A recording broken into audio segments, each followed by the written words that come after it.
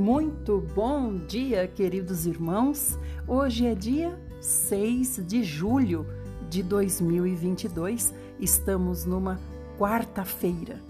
Que Deus maravilhoso esse nosso, que nos dá todos os dias uma nova chance, um novo começo. As misericórdias de Deus, o Criador, estão sobre nós. E o Espírito Santo está dentro de nós. O Senhor Jesus é o nosso guia, é o nosso conselheiro, é a nossa paz.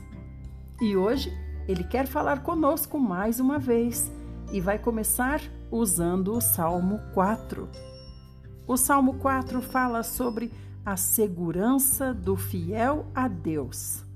É um salmo de Davi e diz assim: Quando te invoco, responde-me, ó Deus, minha justiça. Na angústia, tu me aliviaste. Tem misericórdia de mim e ouve as minhas súplicas. Ó filhos dos homens, até quando difamareis minha honra? Até quando estareis amando ilusões e procurando a falsidade? Sabei que o Senhor faz maravilhas para o seu fiel. O Senhor me ouve quando eu o invoco. Estremecei de ira, mas não pequeis. Refleti em vosso leito e acalmai-vos. Ofereceis sacrifícios justos, como Deus requer, e depositai toda a vossa confiança no Senhor. Numerosos são os que dizem: quem nos fará ver a felicidade? Faze, ó Senhor, resplandecer sobre nós a luz da tua face. Colocaste em meu coração mais alegria do que a daqueles que têm fartura nas épocas de trigo e vinho. Em paz eu me deito e logo adormeço, porque só tu, ó Senhor, me fazes viver seguro e sem medo. Aleluia! Aqui no verso 2, ele diz assim, Davi, dizendo: Ó filhos dos homens, até quando vocês vão difamar a minha honra? Até quando vocês vão estar amando ilusões e procurando falsidade? E depois ele diz: Sabei que o Senhor faz maravilhas para o seu fiel. O Senhor me ouve quando eu o invoco. Então, Davi está falando aqui para os seus perseguidores. Ele está falando, dando testemunho de que Deus é com ele. Quando ele invoca, o Senhor responde. E o Senhor faz maravilhas por ele, porque ele é fiel. O que é ser fiel? Ser fiel não é ser totalmente obediente. Ser fiel é como ser fiel no amor. É amar. Amar acima de todas as outras coisas. Não importa, você ama. Simplesmente ama. Incondicionalmente ama. Deus sabe que nós não podemos ser como deveríamos ser 100% hoje. Mas Ele olha o nosso coração e se nós o amamos sinceramente, Ele nos considera fiéis no amor. Então nós podemos dizer como Davi: por que vocês difamam a minha honra? Por que vocês ficam nessa ilusão, procurando a falsidade nessa terra? Eu não. Eu estou com Deus que faz maravilhas para mim, porque eu o amo. E quando eu o invoco, ou seja, quando eu me volto para Ele, quando eu quero a presença dEle, quando eu dou atenção ao que o Senhor tem para mim nesse dia, o Senhor me ouve. Então, vocês que me perseguem, estremeçam de ira, mas não pequem. Reflitam no leito de vocês e acalmem-se. Nós temos que ter um coração que sabe a verdade. A verdade é que todos os que estão contra nós não agem sozinhos. Existem aqueles que agem por trás, como diz Efésios 6. Então, que o nosso coração tenha esses olhos abertos para o mundo espiritual e enxergue que há ações que vêm do mundo espiritual usando essas pessoas como ferramentas para nos atingir. Mas nós não seremos atingidos, porque quando nós clamamos o Senhor, Ele nos ouve. E o nosso coração é um coração perdoador, é um coração que ora por essas pessoas. E, se possível, até aconselha essas pessoas para que elas reflitam. Louvado seja o Senhor.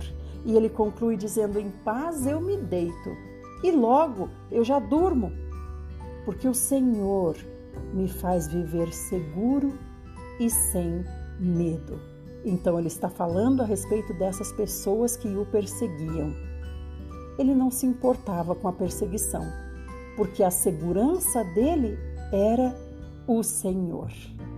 Que nós sejamos assim também, amorosos e confiantes, filhos de Deus que sabem em quem têm crido.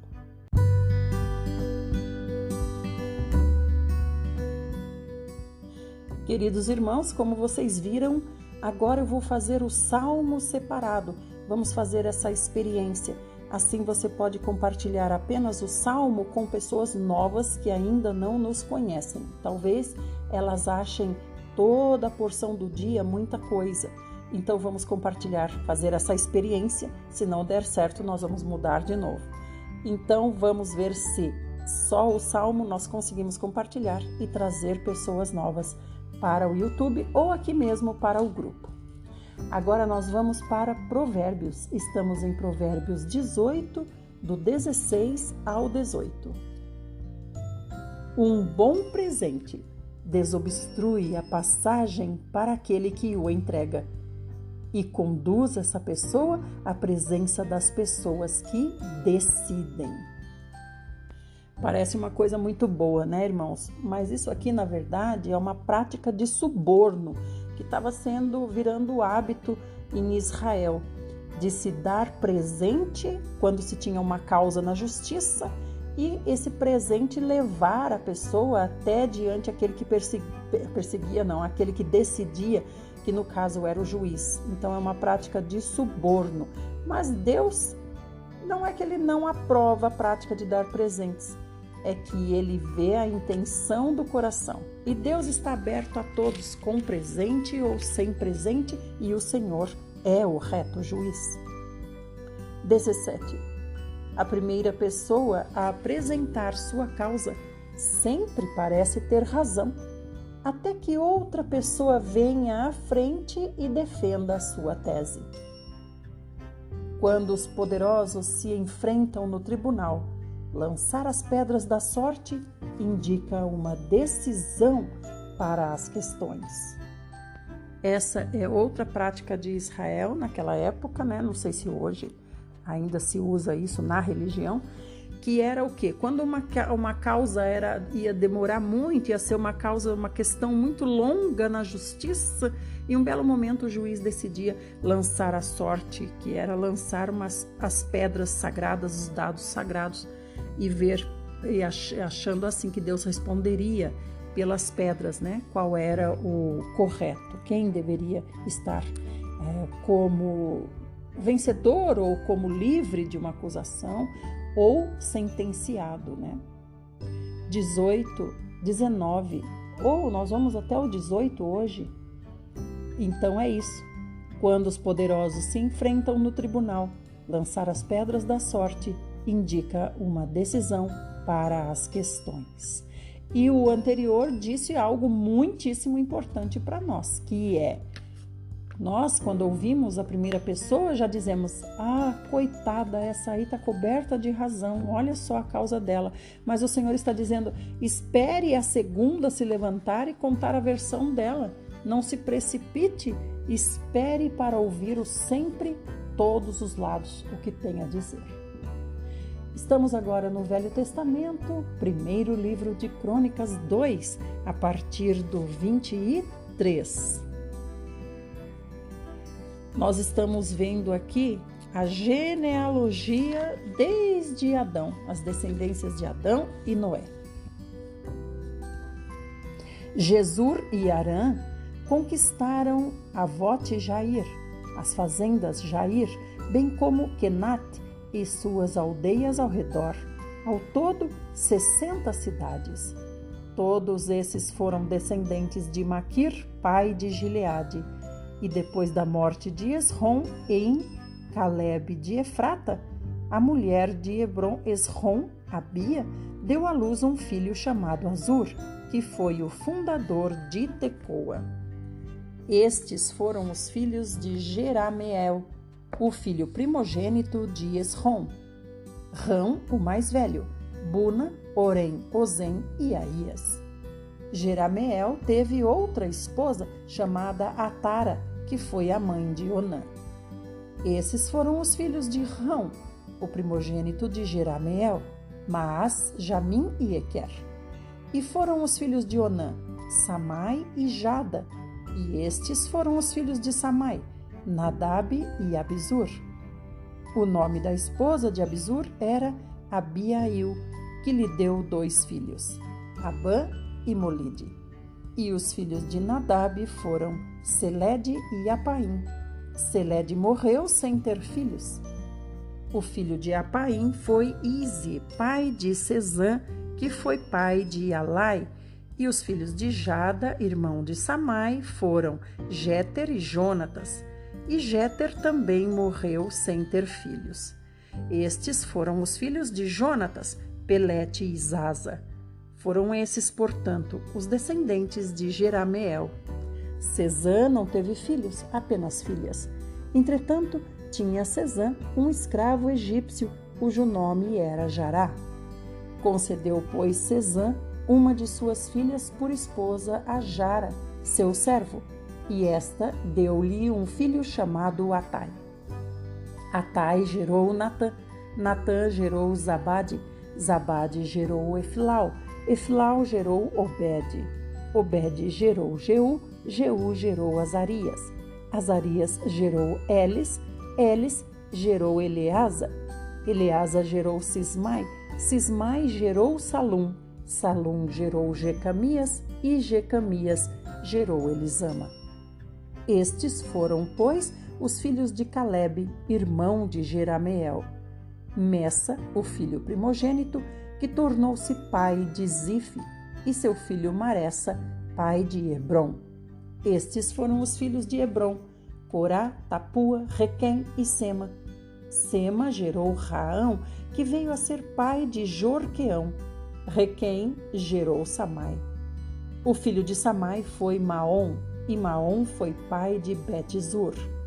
E Efá, a concubina de Calebe, deu à luz a Arã e a Moza, e também a Gazes. Arã deu origem à cidade de Gazes. E foram os filhos de Jadai, Regem, Jotão, Gesã, Pelete, Efa e Saafe. A concubina de Calebe, Maaca, deu à luz 2 filhos, Seber e Tiraná. E Maaca ainda teve Saafe, que se tornou pai e líder da cidade de Madmana, e Seva, que foi pai e líder de Macbena e de Gibeá. A filha de Calebe chamava-se Axa. Estes foram os descendentes de Calebe, filho de Ur, o primogênito de Efrate. Sobal, pai e fundador de Kiriat Jearim. Salma, pai e fundador de Belém. E Arefe, pai e fundador de Bet-Gader. Os descendentes de Sobal, pai e fundador de Kiriat Jearim, foram os habitantes de Aroé, metade dos Manatitas. E os clãs de Kiriat Jearim, os Itritas, os Fateus, os Sumateus e os Misraeus. Desses tiveram origem os Zorateus e os Estaloeus. Os descendentes de Salma foram os cidadãos de Belém e de Atarote Bet-Joabe, os netofatitas. metade dos Manaatitas, os Horitas e os grupos familiares dos escrivãos que viviam em Jabes, os Tiratitas, os Simeatitas e os Sucatitas. Esses foram os queneus, descendentes de Ramate, antepassado e pai da casa do clã de Recabe. Capítulo 3. A casa de Davi e sua descendência. Eis os filhos de Davi, que nasceram em Hebrom. Amnon, o primogênito, filho de Ainoã de Jezreel. O segundo, Daniel, de Abigail de Carmelo. Absalão, o terceiro, filho de Maaca, filha de Talmai, rei de Gesur. O quarto, Adonias, filho de Agite. O quinto, Cefatias, de Abital. E o sexto, Itreã, de sua esposa Eglá. Foram esses, portanto, os 6 filhos de Davi que nasceram em Hebrom, onde ele reinou durante 7 anos e 6 meses. E em Jerusalém, cidade onde Davi reinou mais 33 anos, nasceram-lhe os seguintes filhos: Simeia, Sobabe, Natã e Salomão, os 4 filhos que ele teve com Batseba, filha de Amiel. O rei Davi teve ainda mais 9 filhos: Ibar, Elisua, Eupalete, Nogá, Nefeg, Jafia, Elisama, Eliada e Elifelete. Todos esses foram gerados por Davi, sem contar os filhos que teve com suas concubinas. Davi também foi pai de uma filha chamada Tamar. Irmãos, olha que interessante que aqui não diz, esses filhos Davi teve com Batseba, que era mulher de Urias. Não fala isso. Fala que ele teve com Batseba, filha de Amiel. Então, cai naquilo que a gente conversou mesmo quando estava vendo essa passagem, né? A Batseba, o pecado de adultério não foi imposto sobre Davi, não entrou para a conta de Davi. Por quê? Porque havia uma carta que os guerreiros deixavam dizendo: enquanto eu estou em guerra, está anulado o nosso casamento. Se eu voltar da guerra, o nosso casamento ele vai ser retroativo ao dia em que nos casamos. Mas se eu não voltar da guerra, você nunca foi casada. Existia esse documento que eu te falei, que eu vi o rabino explicando, né? Então, foi computado para Davi o pecado de assassinato de Urias, mas não de adultério. Então, aqui a gente vê, não fala Batseba, que era mulher de Urias, porque não foi considerado o adultério, mas fala de Batseba, filha de Amiel, porque ela era considerada solteira na questão da lei, né? Da lei de... Eu não sei se seria, acho que não seria lei moral, né? Na lei moral. Continuando, os reis de Judá. O filho de Salomão foi Roboão, que gerou Abias. E o filho de Abias foi Asa. E o filho de Asa foi Josafá. O filho de Josafá, Jeorão. E o filho de Jeorão foi Acasias. O filho de Acasias, Joás. E o filho de Joás foi Amazias. E o filho de Amazias foi Azarias. O filho de Azarias foi Jotão. O filho de Jotão, Acás. O filho de Acás, Ezequias. O filho de Ezequias, Manassés. E o filho de Manassés foi Amon. E de Amon nasceu Josias. Josias gerou os seguintes filhos: Joanã, o primogênito, Jeoaquim, o segundo, Zedequias, o terceiro, e Salum, o quarto. Os herdeiros de Jeoaquim foram Joaquim e Zedequias. Eis, pois, os 7 filhos do rei Joaquim, que foi conduzido para o cativeiro babilônico: Salatiel, Malquirão, Pedaías, Senazar, Jecamias, Osama e Nedabias. Os filhos de Pedaías foram Zorobabel e Simei. Estes foram os filhos de Zorobabel: Mesulão, Ananias e Selomite, irmã deles. Pedaías gerou ainda mais 5 filhos: Azubá, Oel, Berequias, Azadias e Jusabe e Zede. Estes foram os herdeiros de Ananias, Pelatias e Jesaías, os filhos de Refaías, os filhos de Arnã, os filhos de Obadias e os filhos de Secanias. Os descendentes de Secanias foram Semaías e seus 6 filhos, Atus, Igal, Arbarlá, Nearias e Safate. Nearias teve 3 filhos, Elioneai, Ezequias e Asricã. E Elioenai gerou 7 filhos, Odavias, Eliasibe, Pelaías, Acube, Joanã, Delaías e Anani. Até aqui. Amanhã nós vamos para o capítulo 4 ver a descendência de Judá. Agora nós vamos para o Velho Testamento. Nós estamos em Atos, capítulo hoje 24. Paulo é julgado por Félix. Ontem nós vimos que esse centurião que prendeu Paulo, ele viu que, na verdade, o problema da acusação de Paulo era de ordem da tradição ou da lei de Israel, não tinha nada a ver com o governo romano. No entanto, como os judeus estavam querendo fazer uma emboscada para matar Paulo, Paulo foi transferido para outro lugar.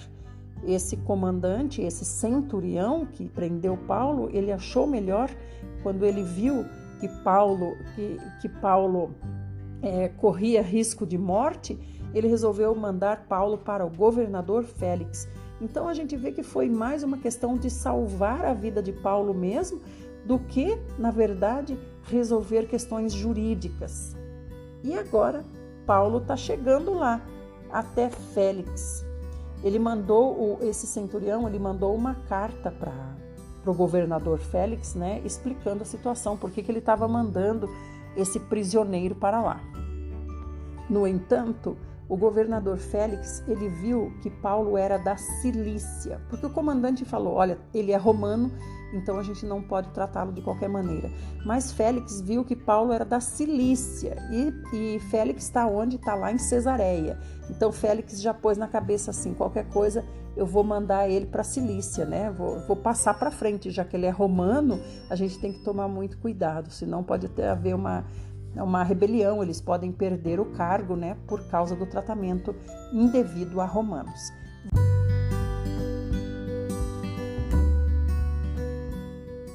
Então vamos lá? Paulo é julgado por Félix.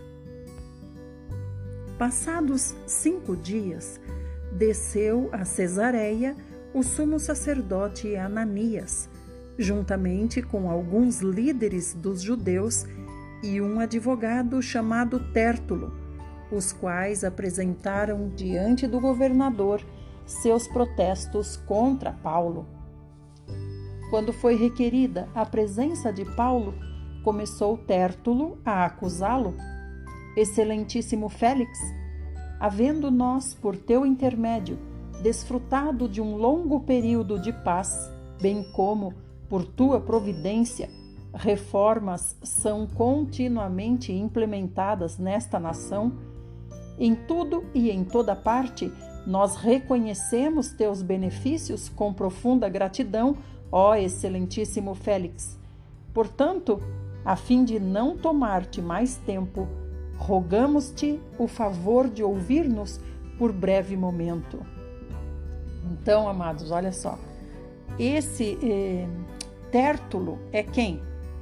Ele é um advogado e ele está lá junto com os judeus, em defesa dos judeus. Então, olha só, o sumo sacerdote Ananias foi até lá com alguns líderes dos judeus e um advogado chamado Tértulo. Agora, quando o advogado vai defender uma causa, defender uma pessoa ou pessoas, ele conversa com aquele que está contratando ele para saber o que vai ser dito, né? Se concorda. Então aqui a gente vê, ele dando toda a glória para Félix. Em nenhum momento aqui a glória para Deus, né? Ele diz, excelentíssimo Félix, é por sua causa que nós passamos por tempos de paz, é por sua causa que são implantadas coisas boas nesta nação, e por aí vai. E ele continua, concluímos que este homem é um perturbador, porquanto promove tumultos entre os judeus pelo mundo todo, sendo o principal líder da seita dos nazarenos. Ele tentou até mesmo profanar o templo, mas nós o prendemos e era nosso desejo julgá-lo conforme os ditames da nossa lei. Esse profanar o templo aqui, que ele acusa Paulo, é de ter levado uma pessoa gentia para dentro da sinagoga, coisa que Paulo não fez. Entretanto, o comandante Lísias interveio e, usando de violência, o arrebatou de nossas mãos e ordenou que os queixosos viessem apresentar seus protestos diante de ti. Assim, se tu mesmo o interrogares, poderás verificar a verdade a respeito de todas estas acusações que estamos fazendo contra ele. E em seguida, os líderes judeus confirmaram a acusação, testemunhando que tais afirmações eram de fato verídicas. Então Paulo, tendo atendido ao sinal do governador Félix para que falasse, começou. Sei que há muitos anos tem sido juiz sobre esta nação e por essa razão sinto-me motivado a falar em minha própria defesa. Então, aqui você vê como Paulo se dirige a Félix, como é bem diferente, né? Não com esses lisonjeios aqui, dizendo, a paz que nós desfrutamos é graças a ti, tudo que temos de bom é graças a ti. Não, ele apenas disse que Félix era um juiz sobre a nação. E ele continua, bem podes verificar com facilidade que não faz mais de 12 dias desde que subi de Jerusalém para adorar a Deus. Aqueles que me protestam não me acharam conversando com ninguém no templo, nem tumultuando o povo nas sinagogas ou em qualquer outro lugar na cidade. Nem ao menos tem como te provar as acusações que nesse momento estão levantando contra mim diante de ti. Contudo, confesso-te que sirvo sim ao Deus de nossos pais como discípulo do caminho, a que denominam seita. Creio em tudo que está de acordo com a lei e no que está escrito nos profetas, depositando em Deus a mesma esperança desses homens, de que haverá ressurreição, tanto de justos como de injustos. Por esse motivo, busco sempre manter minha consciência limpa na presença de Deus e dos homens. Depois de vários anos ausente de Jerusalém, voltei trazendo ajuda financeira doada ao meu povo, bem como para apresentar ofertas a Deus. Enquanto assim procedia, já cerimonialmente purificado, encontraram-me no templo, no entanto, sem envolver em qualquer incitamento público ou tumulto. Contudo, há alguns outros líderes judeus da província da Ásia que deveriam estar aqui diante da tua presença para apresentar seus protestos se tivessem alguma acusação contra mim.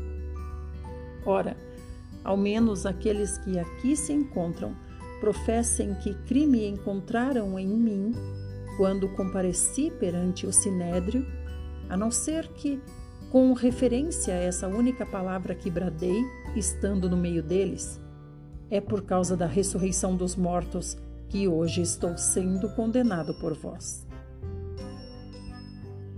E aconteceu que Félix, tendo bom conhecimento do caminho, adiou o julgamento da causa, determinando: quando o comandante Lísias chegar aqui, decidirei a vossa questão. Em seguida, ordenou ao centurião que mantivesse Paulo sob custódia, mas que lhe desse certa liberdade e permitisse aos seus companheiros que o servissem. Passados vários dias, Félix veio com Drusila, sua esposa, que era judia. e ordenou que lhe trouxessem Paulo e o ouviu falar sobre a fé em Cristo Jesus. Quando Paulo começou a pregar sobre a justiça, o domínio próprio e o juízo vindouro, Félix ficou apavorado e exclamou: "Basta por agora. Podes retirar-te. Em outra ocasião mais conveniente, te mandarei chamar outra vez." Ao mesmo tempo, esperava que Paulo lhe oferecesse algum suborno e, por isso, o convocava para frequentes conversas. E assim passaram-se 2 anos, quando Félix foi sucedido por Pórcio Festo. Todavia, como desejava manter a simpatia dos judeus, Félix deixou Paulo encarcerado. Então, Paulo ficou encarcerado aqui, mas era um cárcere com certa liberdade. Ele podia receber, os irmãos. Então, foi aí que ele começou nessa privação, a falar mais com os discípulos, provavelmente a escrever já as cartas, Aqui ele já ficou 2 anos preso, sem a liberdade de sair dessa cidade. Então ele está lá na Cilícia ainda. E Félix agora perdeu o posto no governo. Quem vai assumir agora é Pórcio Festo. E Félix podia ter libertado Paulo, mas por causa dos judeus, ele achou melhor manter Paulo preso ainda e passar para Pórcio Festo resolver. Meus amados irmãos, essa é a nossa porção para o dia de hoje. Amanhã nós continuaremos. Amanhã vai ser Pórcio Festo quem vai chamar Paulo. Então ele vai julgar Paulo amanhã na porção que leremos. Fiquem todos muito bem. Obrigada por ter estado até aqui. E lembre-se de compartilhar tanto o link do YouTube quanto o link do grupo. Até mais!